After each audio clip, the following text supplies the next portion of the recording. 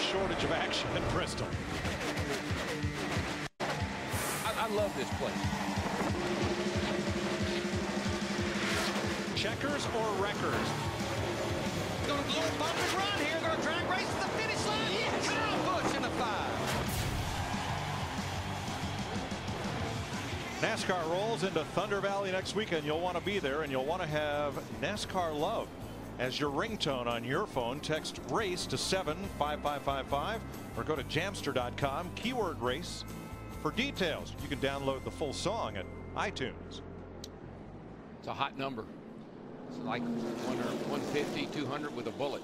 Well, right now the hot number is 18. That's the number on the roof of Kyle Busch's Camry as he leads Dale Earnhardt Jr., Denny Hamlin, Kevin Harvick, and pole sitter Jeff Gordon down for the flag for this restart to begin lap 90. These restarts are really, really treacherous for these old boys when you got guys trying to get a lap back and these things sliding around the way they are.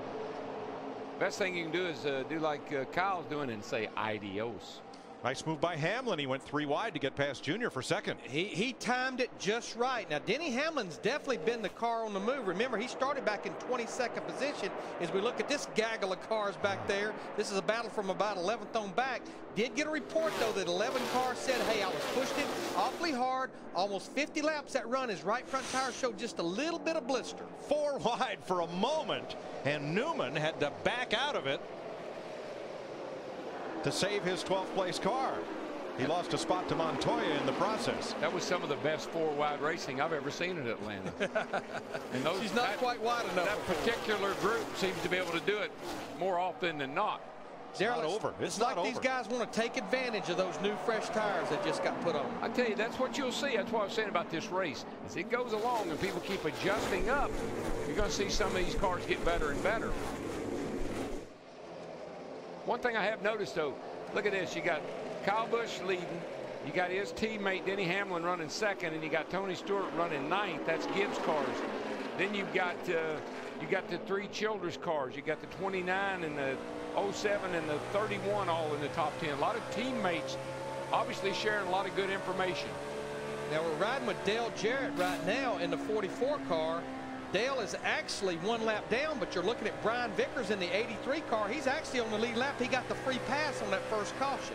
Everybody's trying to get in position for the free pass on the next caution. Matt Kenseth was doing some neat slicing and dicing. Here he is on the bottom, and he's flying, Matt, trying to get in position to get his lap back.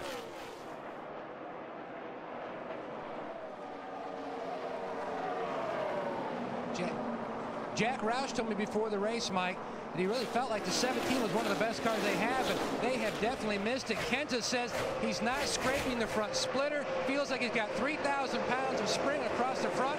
They've made a number of adjustments, and it just really has not seemed to help. And I can't help but think when I look at Casey Kane in that 9 car. Casey had a good car at the start of the race. Remember, on that first caution, the miscue getting to pit road, he had to restart at the back of the pack, and it's like he just couldn't work his way up through there. Next thing you know, he was a lap down. 18 cars on the lead lap. Right now, David Reagan is 19th. He's in position for the free pass, and Casey Kane 20th.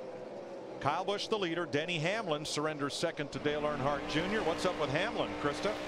Well, Mike, despite that last great stop, Denny really has the same problem he had before he had come in. Tight in the center, real tight is what he just said a few laps ago. He said his splitter is still hitting, but the crew actually did a great job. I mentioned that on that stop. They've done a great job all weekend. If you remember, Denny Hamlin was not good in practice. They pretty much turned this car around. Well, again, Krista, I think it's that teammate thing, because Hamlin's running great, so is Tony, and you got Kyle out there leading the race. So obviously they're sharing information and helping each other with their car.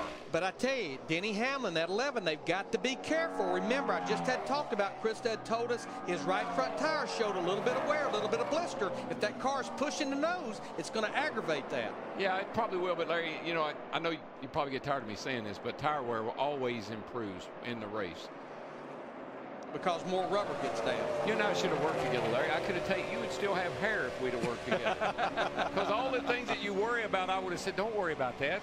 I'll take care of it. Don't worry. But that's what Earnhardt was telling me, and the hair still kept falling out.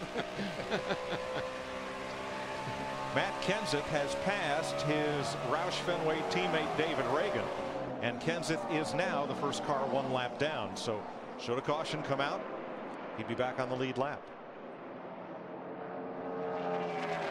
And Matt Kenseth, I just think a lot what happened to him was the same thing we were talking about Casey Kane in the 9. He qualified bad, had to go to the rear of the field because of changing the transmission. Remember, that's the guy that won the Nationwide Series race yesterday, and I just think the car was a little bit off in the beginning, and Dale Earnhardt Jr. put him a lap down before you knew it. That's your worst nightmare, when somebody starts up front that can just fly, and you're marred back in traffic, can't go anywhere.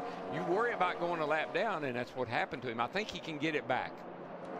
Up front, Kyle Busch has 2 seconds on Dale Earnhardt Jr. Steve? Mike, this morning I asked his crew chief Steve Addington if he had a hard time keeping Kyle calmed down. He said in testing and in practice, Kyle runs the car 125% because he wants to find out just how much the car can take. But he said once the race starts, Kyle dials it back a notch. Yeah, so now it's 110. Right. I've never seen any. I've seen him race here 3 nights. The Craftsman trucks, the Nationwide yesterday and again today. I've never seen him lay down. He is on it all the time. He's not conservative.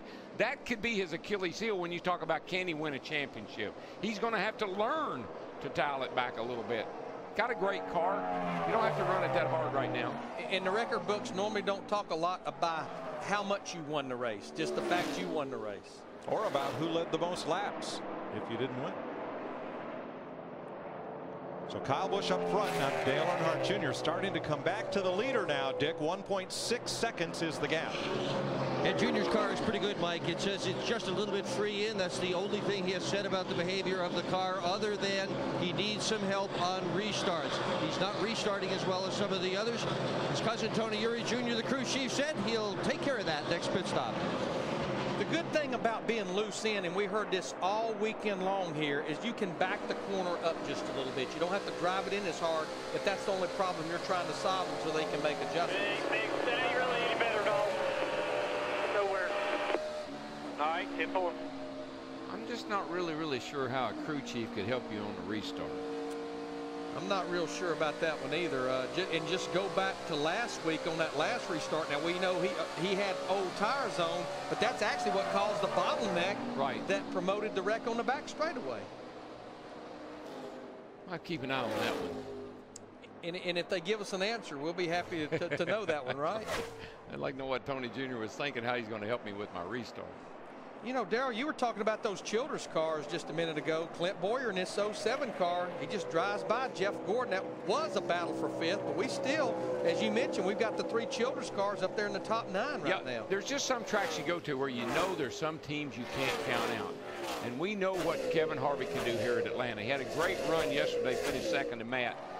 Then the Childress cars always, with Dale through the years, they always ran well here at Atlanta. And the Gibbs cars, especially back when Bobby Labonte drove for Joe, have had a ton of success here.